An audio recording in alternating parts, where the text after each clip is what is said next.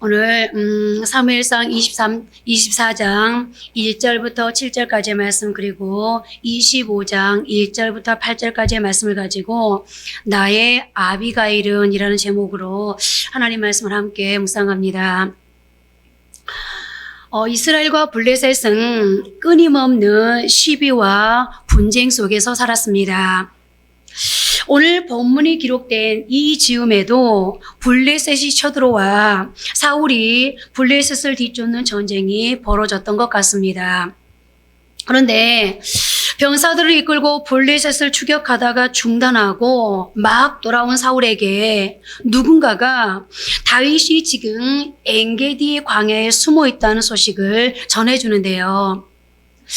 여기 엔게디 광야는 사해 근처에 있는데 주변에는 깎아지르는 절벽이 굉장히 많고 절벽과 절벽 사이에는 어마어마한 바위들이 있고 그 바위 틈새에는 굴이 많았다고 합니다. 또 그곳에서는 유실수가 많아서 나그네들이 이 광야를 지나다가 며칠씩 머물기도 하는데 아마 숨기 좋고 먹을 것이 풍부하고 또 물이 넉넉한 곳이라 다윗이 이곳에 피해 있었던 것 같습니다. 그런데 그 소식이 사울에게 전해진 거고 사울은 이 소식을 듣자마자 병사 3,000명을 소집해서 다윗을 추격하기 시작합니다. 사실 어떻게 보면 지금 사울은 제정신이 아니라는 것을 우리는 오늘 성경 속에서 발견하게 되는데요. 블레셋의 병사를 뒤쫓으며 크고 작은 전쟁을 치르고 이제 막 돌아왔습니다. 그러니 본인도 본인이지만 병사들이 얼마나 지치고 피곤했겠습니까? 그런데 엔게디 광야에 다윗이 숨어 있다니까 주저없이 바로 병사 3,000명을 소집해서 출동하고 있는 것입니다. 한 사람 다윗을 잡기 위해서 말입니다. 뭔가 광기에 사로잡혀 있는 사울의 분위기를 읽을 수 있는 장면이 아닌가 싶은데요. 어찌되었든 사울이 다윗을 잡으러 엔게디 광야로 갔는데 마침 생리 현상이 급해졌고 급한 김에 굴이 하나 보이기에 뒤를 보러 들어갑니다. 그런데 성경에 보면 뒤를 보러 들어갔다라는 말이 히브리 말로는 발을 가리러 들어갔다인데 여러분 영문을 보려면 옷을 내려야 하니 자연히 발이 가려집니다. 그런데 히브리 문화에서 수사적으로 발을 가린다는 말은 잠을 자는 것과 동의어로 이해하기도 합니다. 왜 그러냐면 잠을 잘 때 이불을 덮으면 발이 가려지기 때문입니다. 이 두 가지 경우에 발을 가린다라는 표현을 쓰는데 오늘 본문에서는 생리 현상에 무게를 두고 있는 것입니다. 어찌되었든 사울이 혼자 굴에 들어갔습니다. 그런데 여러분 밝은 데 있다가 갑자기 컴컴한 굴에 들어가면 눈이 적응하는 동안에 잠시 동안은 앞이 보이질 않지 않습니까? 오늘 사울에게도 그런 현상은 나타났고 사울은 굴에 아무도 없는 줄 알고 그야말로 시원하게 볼일을 보았습니다. 그런데 그 굴 더 깊은 어둠 속에 다윗과 그 부하들이 숨어 있었던 것입니다. 다윗을 잡으러 간 사울이 자기도 모르게 다윗의 손아귀로 스스로 들어간 겁니다. 이렇게 둘은 우연하게 한 굴 속에 있게 되었습니다. 사울은 어둠 속 다윗을 보지 못했고 반대로 이미 어둠에 익숙해진 다윗은 사울을 정확히 보고 있었습니다. 그리고 이때 다윗 곁에 있던 무리가 이런 이야기를 합니다. 오늘 24장 4절 말씀입니다. 다윗의 사람들이 이르되 보소서 여호와께서 당신에게 이르시기를 내가 원수를 내 손에 넘기리니 내 생각에 좋은 대로 그에게 행하라 하시더니 이것이 그날이다 하니 다윗이 일어나서 사울의 겉옷자락을 가만히 베니라. 다윗의 참모들이 다윗에게 하나님이 원수를 내 손에 넘기겠다고 하지 않으셨습니까? 그날이 바로 오늘입니다. 당신을 죽이려는 저 사람만 처단하면 나라는 자연적으로 당신에게 넘어오게 되어 있습니다. 이보다 더 좋은 기회는 없습니다. 어서 죽이십시오 라고 말하는 것입니다. 그러나 다윗은 무슨 마음을 먹었는지 사울을 베지 않고 가만히 벗어놓은 옷자락만 살짝 뵙니다. 그런데 사울은 이러한 사실을 모른 채 생리현상을 해결하고 굴 밖으로 나왔습니다. 사울은 일관되게 내내 자기에게 무슨 일이 일어나고 있는지 또 자기가 무슨 짓을 하고 있는지를 모르는데요. 어쩌면 오늘 사울을 통해서 성경이 우리에게 알려주고자 하는 것은 영적으로 어두워진 사람, 영적으로 무뎌진 사람, 영적으로 어두워지고 무뎌지면 이렇게 하나님께서 무언가 일하고 있음에도 불구하고 계속해서 깨닫지 못하는, 하나님께서 알려주고자 하는 하나님의 그 신호를 하나님의 신호로 받아들이지 못하는 그런 형국을 오늘 사울을 통해서 우리에게 알려주고 있는지도 모르겠는데요. 사울은 다윗이 안에 있는지도 모르고 자기가 그렇게 이제 막 전쟁하고 돌아와서 지쳐있는 병사들을 또 3,000명을 모아서 다윗을 쫓아갔던 그 목적을 지금 잃어버린 채 그는 볼일을 보고 아주 시원하다는 듯이 아주 상쾌하다는 듯이 굴에서 나왔습니다. 그런데 그렇게 가는 사울을 향해서 다윗이 내 주 왕이여 하고 소리를 쳐 부릅니다.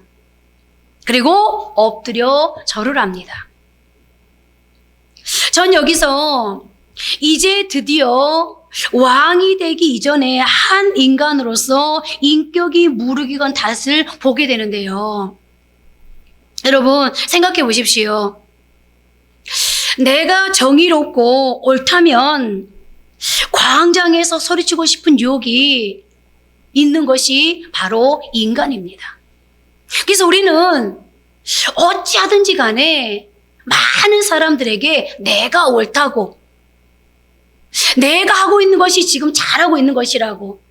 오늘 다윗 역시도 과정 속에서는 하나님 앞에 실수도 하고 하나님 앞에서 정말 하나님이 보시기에 합당치 못하고 아름답지 못한 모습을 보였지만 그러나 그럼에도 불구하고 내가 주변 사람들의 만류를 뿌리치고 사울을 죽이지 않았다고, 하나님께서 기름 부어 세운 이 사울을 내가 죽일 수 있었는데 죽이지 않았다고, 내가 옳았다고,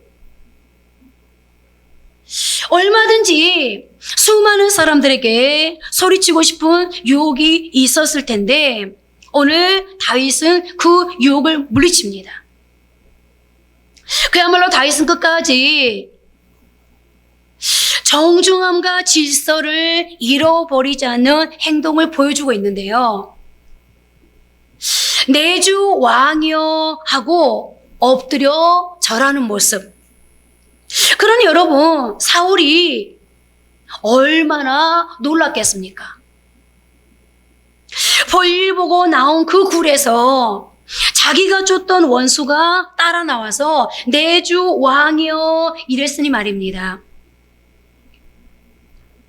그렇다면 여러분, 오늘 다윗이 자신을 그렇게 죽이려고 쫓아다니던 사울을 죽일 수 있는 기회가 왔음에도 불구하고 그 사울을 죽이지 않고 오히려 그 사울에게 내 주 왕이여 라고 사울을 높이면서 정중하게 예의를 다하면서 그에게 엎드려 절할 수 있었다면 어떻게 다윗에게 이것이 가능했을까요? 여러분, 우리는 성경을 읽을 때마다, 하나님의 말씀을 들을 때마다 이 성경 속에 있는 장본인, 성경 속에 있는 이 사람과 이 사람이 지금 겪고 있는 이 상황과 나를 대입해 볼 수 있어야 되는데요.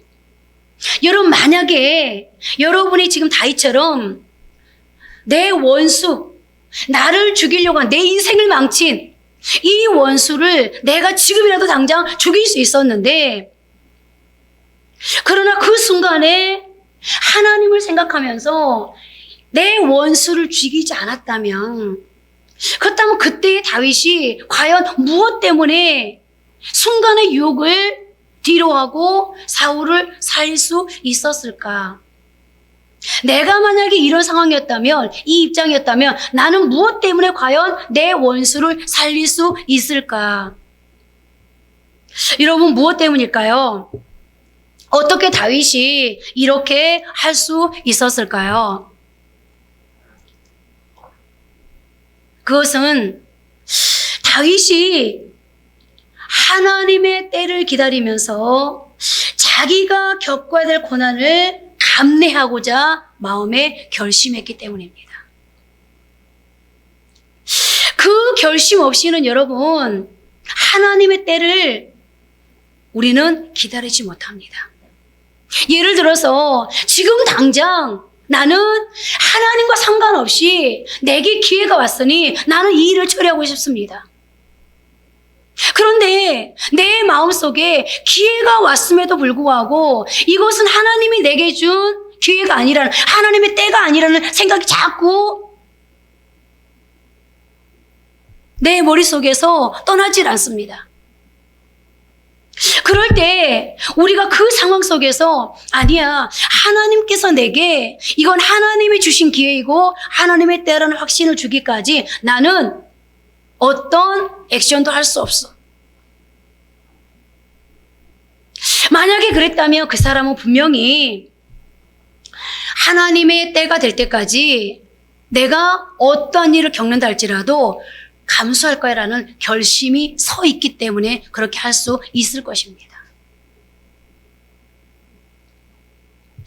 자기가 나서서 이 일을 해결하는 것은 굉장히 쉽습니다. 오늘 다윗 역시도 상황적으로 봤을 때는, 현상적으로 봤을 때는 분명히 하나님이 사울을 죽일 수 있는 그런 기회를 준 것처럼 보였습니다. 주변도 다윗에게 그렇게 충원을 합니다. 그런데 다윗은 알았습니다. 왜요? 내가 내 손으로 사울을 죽이면 하나님의 법에 뭐한다? 이거는 어긋나는 것이다. 왜요? 사울은 누가 세웠기 때문에? 하나님이 세웠기 때문에. 오늘 우리가 다윗처럼 사탄이 가져다 준 어떤 현상에 속지 않으려면요, 바로 이러한 신앙의 결단이 필요합니다. 하나님의 시간과 때를 나는 기다리겠다. 하나님의 시간과 때를 기다리려 결심한다면 그 기간 동안 겪어야 될 오해나 고난 같은 것을 내가 넉넉히 감당할 수 있을, 여러분, 영적인 맷집이 있어야 되는데요. 여러분, 우리가 운동하는 사람들 보세요. 우리가 왜 운동하는 사람들 보면 맷집 좋다는 표현을 쓰잖아요. 그런 사람들에게 예를 들어서요, 맷집 좋은 남자를 향해서 제가 주먹으로 친다고 생각해 보세요. 맷집 좋은 그 어떤 한 남자가 제가 주먹으로 좀 친다고 어떤 영향을 받겠습니까? 우리가 어떤 경우가 온다 할지라도 이것이 하나님이 주신 기회가 아니라면, 하나님이 주신 때가, 하나님이 주신 시간이 아니라면 나는 하나님의 때를 기다릴 거야 라고 우리가 결심하고 나아갈 수 있으려면 모든 것들이 내게 다가온다 할지라도 견뎌낼 수 있는 영적 맷집이 필요한데요. 오늘 다윗은 하나님의 시간을 기다리기로 그런 수많은 영적인 환난과 시험과 고통과 고난, 역경을 통해서 오늘 다윗은 그런 영적인 맷집을 지금 가지고 있는 거예요. 그래서 그는 하나님의 때를 기다릴 수 있었는데요. 그리고 그가 하나님의 때를 기다렸을 뿐만 아니라 오늘 성경에 보니까 자신의 원수인 누구 앞에? 사울 앞에 뭐 하고 있죠? 엎드려 절을 하고 있습니다. 자, 오늘 24장 10절 11절 말씀 보십시오. 오늘 여호와께서 굴에서 왕을 내 손에 넘기신 것을 왕이 아셨을 것이니이다. 어떤 사람이 나를 권하여 왕을 죽이라 했으나 내가 왕을 아껴 말하기를 나는 내 손을 들어 내 주를 해하지 아니하리니 그는 여호와의 기름 부음을 받은 자이기 때문이라. 내 아버지여 보소서, 내 손에 있는 왕의 옷자락을 보소서. 내가 왕을 죽이지 아니하고 겉옷자락만 베었은즉 내 손에 악이나 죄가가 없는 줄을 오늘 아실지니이다. 왕은 내 생명을 찾아 헤아려 하시나 나는 왕에게 범죄한 일이 없나이다. 오늘 다윗이 시간 속에서 하나님이 선한 방법으로 사실관계를 드러내실 때까지 하나님을 기다렸습니다. 그랬더니 어떻게 됩니까? 오늘 하나님은 다윗으로 하여금 죄를 저지르지 않고 오히려 사울의 죄가 드러나도록 하나님이 하나님의 방법으로 일하고 있는 것을 볼 수 있어요. 여러분, 이러니 어떻게 하나님께서 다윗 편을 들어주지 않을 수가 있겠습니까? 이렇게 하나님을 높이는데 결국 어떻게 됩니까? 사울은 다윗의 이 반응 앞에서 자기는 지금 다윗을 죽이려고 하는데 다윗은 하나님의 이름 앞에 하나님을 두려워하면서 오히려 자신을 살리는 것을 보면서 너무 창피하고 자괴감이 들어서 아들 같은 다윗 앞에서 펑펑 울고 있습니다. 다윗을 원수로 여겨 쫓아다니던 사울의 입에서 어떤 말이 나옵니까? 내가 옳았다. 내가 졌다라는 선언이 드디어 흘러나옵니다. 그리고 이제 이 사건 이후에 다윗은 바란 광야로 내려가는데요. 72역 성경은 구약 성경을 헬라어로 번역한 아주 중요한 성경인데 거기에는 바란이라고 되어 있지 않고 마온 광야라고 되어 있습니다. 어느 지명이 정확히 맞는지는 학자들마다 견해가 좀 다르기 때문에 알 수가 없지만 우리는 개역 개정에 나온 대로 바란 광야로 인정합니다. 자, 이제 여기에서 어떤 일이 벌어지는지를 보십시오. 자, 조금 전에 엔게디 광야 굴 속에서 다윗이 어떻게 했는지를 기억하시고요. 자, 이제 이 바란 광야에서 어떤 일이 벌어지는지를 보는데 오늘 우리 성경 25장 2절 3절 말씀 함께 합독합니다. 마온에 한 사람이 있는데 그의 생업이 갈멜에 있고 심히 부하여 양이 3,000마리요 염소가 1,000마리이므로 그가 갈멜에서 그의 양털을 깎고 있었으니 그 사람의 이름은 나발이요 그의 아내의 이름은 아비가일이라. 그 여자는 총명하고 용모가 아름다우나 남자는 완고하고 행실이 약하며 그는 갈렙 족속이었더라. 여기에 나오는 갈멜은 엘리야가 기도하던 갈멜이 아니라 다른 지역입니다. 그리고 여기 한 사람을 묘사하는데 인격의 총체적 아이콘인 이름보다 부자라는 사실이 먼저 등장합니다. 다시 말씀드리면 부자가 그 사람의 아이콘이 되어 있었다는 말입니다. 어찌되었든 우리는 25장에 등장하는 인물들을 삼각구도로 이해해야 하는데, 오늘 이 25장의 주된 인물은 누구죠? 나발과 다윗입니다. 그리고 주변 인물로 아비갈이라는 나발의 아내, 이렇게 해서 삼각구도를 지금 이루고 있는데요.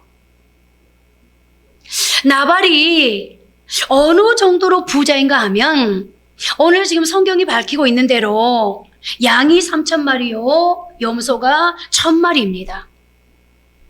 그리고 그가 갈멜에서 양털을 깔고 있는 건데요. 여러분, 히브리 사람들은 양털을 깎는 날에 큰 축제를 벌입니다. 절기에 맞춰 씨를 뿌리고 거두는 용사처럼 양털도 깎는 시기가 있는데, 이것이 하나의 축제여서 불황자나 거지도 와서 다 같이 먹도록 되어 있었습니다. 무엇보다 히브리 사람들은 지나가는 객이나 나그네를 절대 그냥 보내지 않도록 되어 있었습니다. 이거는 하나님의 명령이었습니다.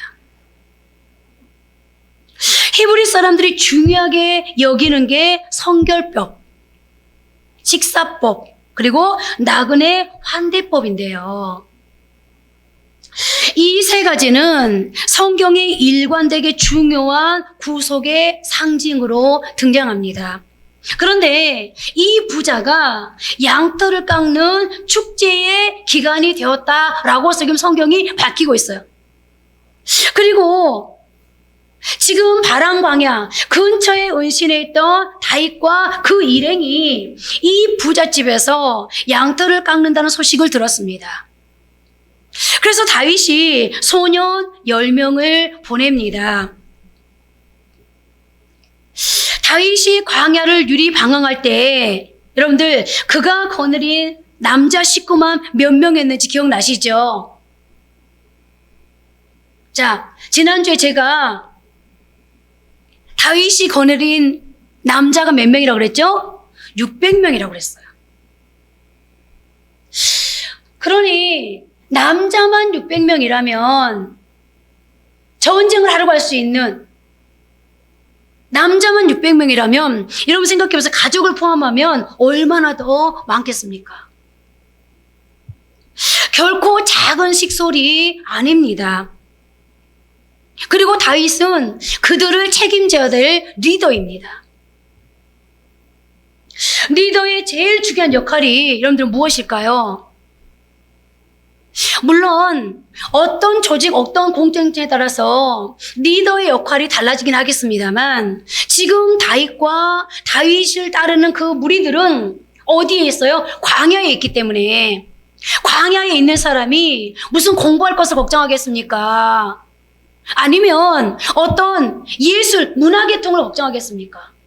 오로지 광야에 있는 사람들에게 최고의 관심거리는 뭐죠? 생존이잖아요, 생존. 여러분들, 생존에 가장 필요한 게 뭐죠? 먹거리잖아요.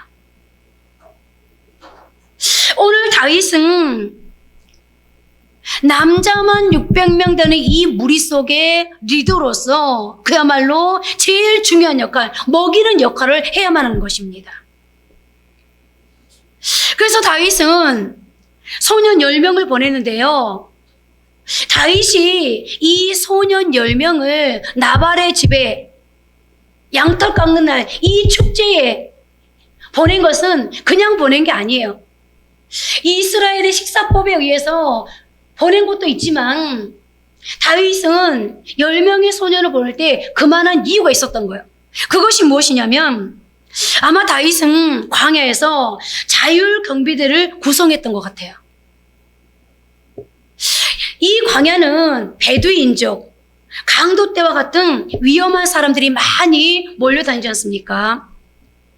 그래서 다윗은 광야에서 이 광야에 사는 주민, 목자, 농사 짓는 사람들이 위험을 당하지 않도록 돌보면서 그들의 양떼와 소떼와 재산을 보호해 주었던 것 같습니다.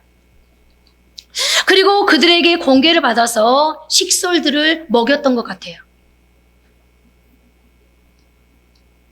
부잣집 나발의 집도 예외는 아니었습니다. 그런데 이 부잣집에서 잔칫날이 되었다고 하니까 다윗이 소년 10명을 보내서 양식을 구해 오도록 합니다. 그런데 여러분, 나발이 어떻게 반응하고 있는지를 보십시오. 오늘 9절부터 11절 말씀 보니까요, 이렇게 말씀을 기록합니다. 눈으로 함께 따라 읽어볼까요? 다윗의 소년들이 가서 다윗의 이름으로 이 모든 말을 나발에게 말하기를 마침에 나발이 다윗의 사람들에게 대답하이르되 다윗은 누구며 이새의 아들은 누구냐? 요즘에 각기 주인에게서 억지로 떠나는 종이 많도다. 내가 어찌 내 떡과 물과 내 양털 깎는 자를 위하여 잡는 고기를 가져다가 어디서 왔는지도 알지 못하는 자들에게 주겠느냐 한지라. 여러분, 나발이 다윗을 몰랐을까요? 지금 나발이라는 사람이 다윗을 몰라서 이런 말을 하고 있을까요? 아닙니다. 나발은 다윗이 누군지를 다 알고 있습니다. 그런데 왜 다윗이 누군지를 알고 있는데 왜 나발이 굳이 이렇게 말할 수밖에 없었을까요? 왜 이렇게 다윗을 박대하고 있을까요? 그것은 다른 것이 아닙니다. 나발이 다윗의 영적인 리더십을 인정하고 싶지 않았던 겁니다. 다시 말씀드리면 나발은 영적으로 다윗의 왕국에 도래하고 있는 것을 인정하고 싶지 않은 거예요. 소년들이 가서 나발의 이 반응에 다윗에게 가서 이렇게 말합니다. 이에 다윗의 소년들이 돌아와서 자기 길로 행하여 돌아와 이 모든 말을 그에게 전하매 다윗이 자기 사람들에게 이르되 너희는 각기 칼을 차라 하니 각기 칼을 차매 다윗도 자기 칼을 차고 400명가량은 데리고 올라가고 200명은 소유물 곁에 있게 하니라. 다윗이 보고를 들었어요. 나발이 이렇게 말하더이다. 다윗이 어떻게 합니까? 복수를 선언하고 무장할 것을 명령하고 자기도 칼을 차고 400명에게 출정 명령을 내립니다. 200명은 남아서 소유물을 지키게 하고 자, 떠나는데요. 그럼 우리는 여기서 무엇을 보게 되죠? 자, 제가 조금 전에 여러분들께 24장에서 보였던 다윗의 모습을 기억해 두라고 그랬어요. 24장에서 나타났던 다윗의 얼굴은 어떤 얼굴이었습니까? 자기에게 사울을, 자신의 인생을 완전히 망가뜨려버린, 자신의 인생뿐입니까? 자기 가족의 인생을 완전히 무너뜨려버린, 망가뜨려버린 사울을 죽일 수 있는 기회가 왔음에도 불구하고 다윗은 다시 하나님을 바라보면서 하나님이 하실 일을 내가 대신할 수는 없다. 이건 하나님의 방법이지 내 방법일 수 없다 라고 하면서 그가 의연한 신앙의 태도를 지켰어요. 그런데 여기 보세요. 24장에 나오는 엔게리 동굴에 다윗의 모습은 어느새 온데간데 없고 한 장이 채 넘어가기도 전에 다윗의 얼굴 표정이 너무나도 험악하게 바뀌어 있다는 거예요. 다시 말씀드리면 동굴 안에서의 다윗은 하나님의 음성과 하나님의 약속과 하나님의 시간, 곧 섭리에 순종할 줄 아는 사람이었어요. 한마디로 말씀드리면 성령에 붙들려 있었던 것입니다. 사울을 놓아주었을 경우 자기에게 돌아올 또 다른 위험이 뻔히 보이는데도 오늘 다윗은 성령의 음성에 순종할 줄 알았던 사람이었습니다. 자신의 생각을 통해서, 자신의 양심을 통해서 말씀하시는 성령님의 음성. 엄청난 일을 감수해야 됨에도 불구하고 그 성령님의 음성에 자기를 내어드렸습니다. 그런데 오늘 채 한 장이 넘어가기도 전에 지금 다윗은 복수의 칼을 들고 낯빛이 완전히 변해 있습니다. 그럼 여러분, 24장과 25장의 다윗은 다른 사람입니까? 아닙니다. 분명히 한 사람입니다. 그런데 어떻게 한 장이 채 넘어가기도 전에 이렇게 완전히 다른 다윗의 모습을 우리가 볼 수 있는가? 여러분, 지금 다윗 안에 두 가지의 모습이 공존하고 있는 거예요. 그죠? 그런데 바로 이것이요, 우리의 모습입니다. 놀랍게도 신자들이, 성도들이 험악하고 무시무시한 시험에 넘어지는 것이 아니라 늘 사소해 보이고 자질구레해 보이는 문제에 넘어지곤 하는데요. 사실 24장이 다윗이 겪었던 일에 비하면 지금 이거는요, 아무것도 아니에요. 이렇게 말씀드리면 여러분들 중에 600명을 먹여 살리는 이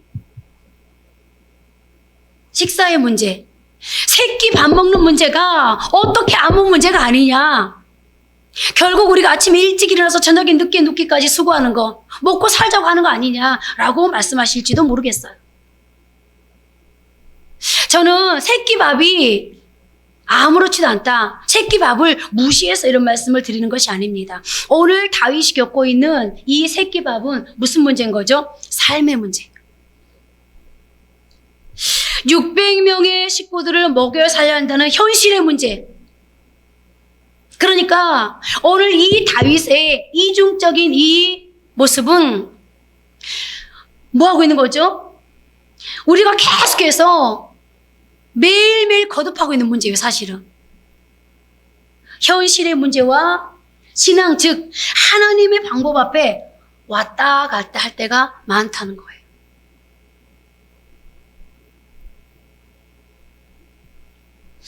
여러분들, 오늘 24장에서는 그토록 위험천만한 도망길에서도 칼쓰기를 마다했던 다윗이 25장에서는 칼을 뽑아 나발을 처단하겠다고 전쟁을 선언합니다. 바로 이것이, 다시 말씀드리지만, 우리의 모습이라는 거예요. 우리 안에서 항상 이 두 모습이 싸웁니다. 여러분들, 이럴 때 우리는 과연 어느 쪽으로 결론을 내리게 될까요? 자, 이것을 우리는 싱크홀 신드롬에 빠져 있다라고 얘기를 하는데요. 여러분들 요즘에 텔레비전 뉴스를 통해서 싱크홀 많이 보죠. 멀쩡히 서 있던 건물이 어느 날 갑자기 기우뚱하고 무너집니다. 땅이 꺼져 큰 구멍이 생깁니다. 그런데요, 그게 갑자기 일어나는 게 아니라는 거예요. 이미 보이지 않는 땅 밑에서는 서서히 기반이 가라앉아 있었을 것입니다. 보이지 않는 곳에서 이미 진행되고 있었던 거죠. 영적인 문제도 마찬가지입니다. 항상 우리 안에 작은 적이 있습니다. 내 안에 공존하는 이 두 개의 영역에 우리는 시계추처럼 현실의 문제냐, 하나님이냐, 삶의 문제냐, 하나님의 약속이냐, 계속해서 시계추처럼 왔다 갔다 하죠.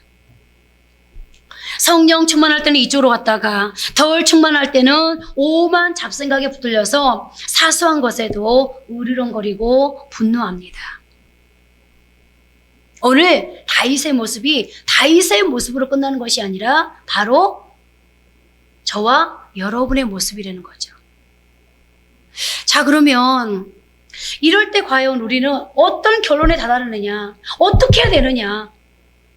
여러분들 그럴 때 어떤 결론을 내리세요? 그 결론에 따라 인생이 조금은 달라질 텐데요. 자, 오늘 24장에서의 다윗 모습과 25장에서의 다윗의 모습이 너무 다른데, 그런데 이때 하나님께서 다윗에게 어떻게 하시는지를 한번 볼까요? 뜻밖의 중재자를 만나게 되죠. 주변 인물로 등장하지만 중요한 메시지를 가지고 있는 나발의 아내 아비가일을 만납니다. 자, 우리가 성경 25장 14절부터 17절을 보면은요, 그 나발의 하인들 이야기가 나오는데요. 나발이 다윗을 모욕했다고 아마 나발의 종들도 생각한 것 같아요. 아, 우리 주인이 저러면 안 되는데. 왜요? 그들이 들에서 양의를 지키는 동안에 다윗의 병사들이 보호하고 선대했다는 것을 오늘 종들이, 하인들이 아비가일에게 보고하고 있어요. 우리는 그 사람을 그렇게 하면 안 됩니다. 그 사람에 함께 있던 수많은 사람들이 우리를 지켜주었고, 그리고 우리 양떼를 지켜주었습니다. 그러므로 우리는 그들에게 어떻게 해야 돼요? 선대해야 됩니다. 베풀어야 됩니다. 그런데 나발이 그렇게 하질 못했습니다. 그러므로 모욕받은 다윗이 주인과 주인의 집을 해야기로 결정했으니 빨리 해결해 주십시오. 우리가 지금 다 죽게 되었습니다. 해결해 주십시오.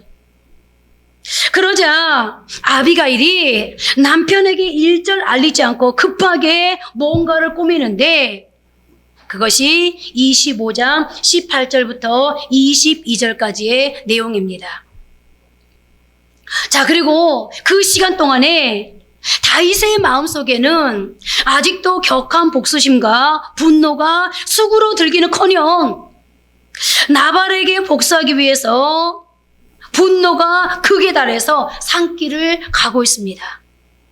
22절에 내가 그에게 속한 모든 남자 가운데 라는 말이 나오는데요. 여기서 남자라는 말로 의역을 했는데 원문은 마슈틴 바퀴르로 벽에다 오줌을 누는 놈들입니다. 상대방을 경멸하고 모욕하는 히브리 속어인 것입니다. 일테면 내가 그에게 속한 벽에다 오줌 누는 놈을 한 사람이라도 아침까지 남겨두면 하나님이 다윗에게 벌을 내리시고 또 내리시길 원한다라며 공언한 것입니다. 여기서 우리가 또 뭘 볼 수 있죠? 자기의 복수를 여호와의 이름으로 하려고 혈기와 살기가 등등해서 나발에게 가고 있는 것입니다. 그런데 도중에 아비가일을 만납니다. 그리고 23절, 24절에 보면 다윗을 본 아비가일이 땅에 엎드린 뒤 내 주여 내 말을 들으소서라고 합니다. 다윗에게 내 주라고 고백하고 있는 것인데요. 이는 아비가일의 계시적 발언으로서 23절부터 31절까지의 내용을 보면 아비가일이 다윗을 향해서 내 주여, 내 주여, 내 주여 하며 말하는데, 아비가일은 문장이 매우 어색할 정도로 27번씩이나 내 주는 라는 말을 쓰고 있습니다. 그리고 25절, 26절에 보니까 자기 남편에 대해 이름대로 나발입니다. 그러니까 개의치 말아 주십시오 라고 말하고 있는데요. 그러니까 이 말은 무슨 말입니까? 친히 당신이 칼에다 피를 묻힐 일을 삼가십시오 라고 지금 말하고 있는 거예요. 당신의 칼에 피 묻힐 필요 없습니다. 당신은 어떤 사람이에요? 앞으로 왕이 될 사람입니다. 든든한 집을 세워야 될 사람입니다. 그러니 당신의 손에 피 묻힐 필요 없습니다.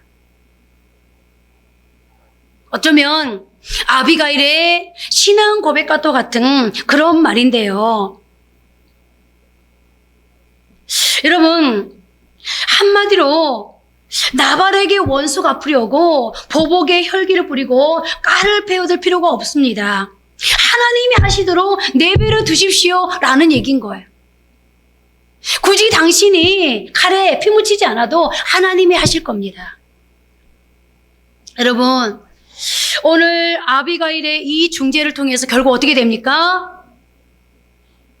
오늘 다윗은 분노로 가득 차서 24장에서 보였던 신앙의 모습은 확 온데간데 없고 분노로 가득 차서 칼을 빼어들고 내 방법, 내가 원하는 대로 하겠다라고 지금 카드를 휘두르고 있는데 오늘 아비가일을 통해서 오늘 다윗이 다시 그를 통해서 하나님의 계시적 음성을 듣습니다. 그리고 다윗 속에 감추어져 있던 하나님이 주신 마음이 다시 회복됩니다. 여기에 오늘 성경에 초점이 있습니다. 아비가일을 만남으로써 다시 신앙으로 돌아가는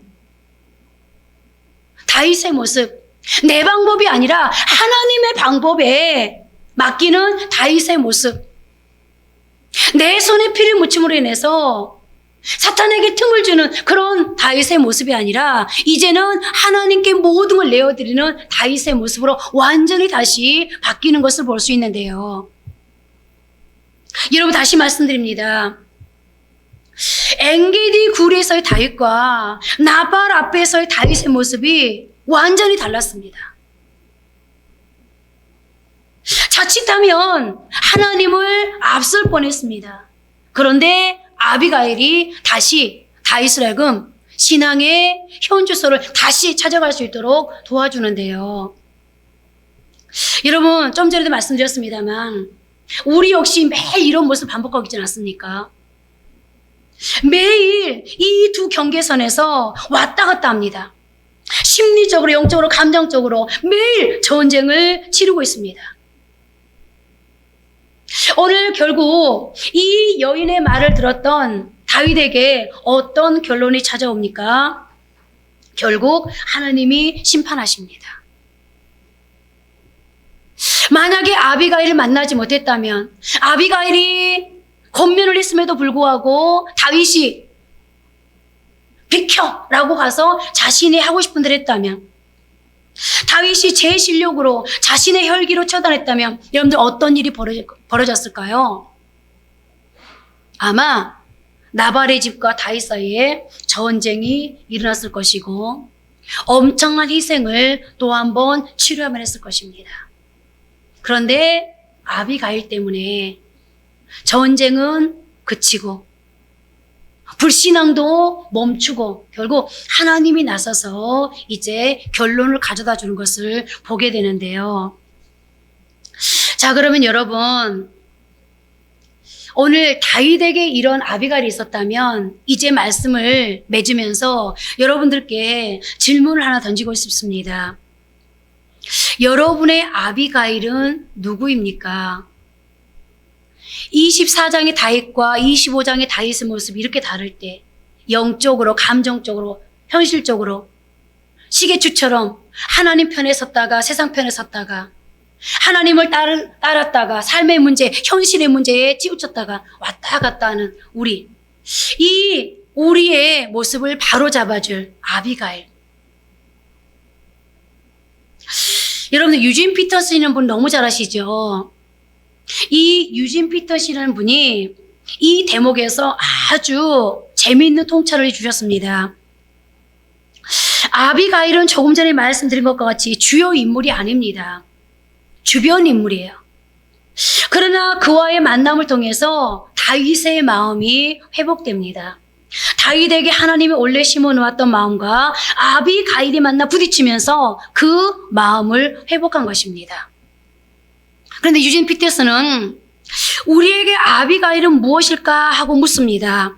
그리고 아비가일은 사람일 수도 있지만 우리 주변에서 만나는 하나님의 일반 은총의 영역일 수도 있다라고 말합니다. 그러니까 여기 성경에서 말하고 있는 다윗을 다윗에게 주었던, 다윗이 다시 신앙의 자리로 하나님 앞에 순종할 수 있는 자리로 돌아갈 수 있게 해주었던, 역할을 해줬던 아비가일은 쉽게 말씀드리면 사람일 수도 있고 어떤 현상일 수도 있다는 거예요. 여러분, 하나님의 뜻을 알게 하고 내 상황, 내 기분대로가 아니라 하나님의 계획대로, 하나님의 섭리대로, 하나님의 질서 앞에 내 자신을 내려놓고 순종하게 하는 아비가일. 여러분들에게 아비가일은 누구입니까? 그럼 이렇게 또 묻겠습니다. 여러분은 누구에게 아비가일이 되어주고 싶습니까? 우리는요, 매번 신앙생활 하면서 누군가 나에게 아비가일이 되어줬으면 좋겠어. 저 사람이 나의 아비가일이었으면 좋겠어. 저 사람이 나의 아비가일이었으면 좋겠어. 요구만 하죠. 그런데 오늘 설교를 들으면서 저와 여러분 모두가 내가 누군가에게 아비가일이 되어주고 싶다 한번 생각할 수 있었으면 좋겠어요. 남편은 아내에게 아비가일이 되어주고 싶다.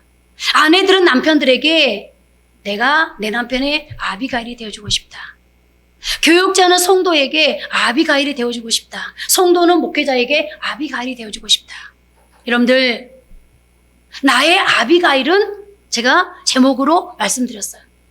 나의 아비가일은 누구야? 저 사람의 아비가일은 나였으면 좋겠어. 내게 이러이러한 현상이 내 삶을 회복시켜주는, 얽히고 설킨 문제를 해결해주는 그런 아비가일이었으면 좋겠어. 이런 상황이 나에게 아비가일이었으면 좋겠어. 여러분, 이제 오늘 우리가 말씀을 듣고 돌아가면서 이 한 주간 남은 시간 동안에도 여러분들이 아비가일이 되어주시고, 그러므로 하나님께서 오늘 다윗에게, 여러분, 다윗이 하나님 앞에 분노하긴 했지만 그럼에도 불구하고 하나님이 다윗을 생각하시니, 다윗이 24장에서 하나님을 높여드리니 하나님께서 아비가일이라는 상황을 다윗에게 허락해 주었던 것처럼 여러분들의 남은 3일도 하나님이 허락한 아비가일을 통해서 오늘 다윗처럼 하나님의 놀라운 축복을 이어갈 수 있는 그런 복된 삶이 되어지기를 바랍니다.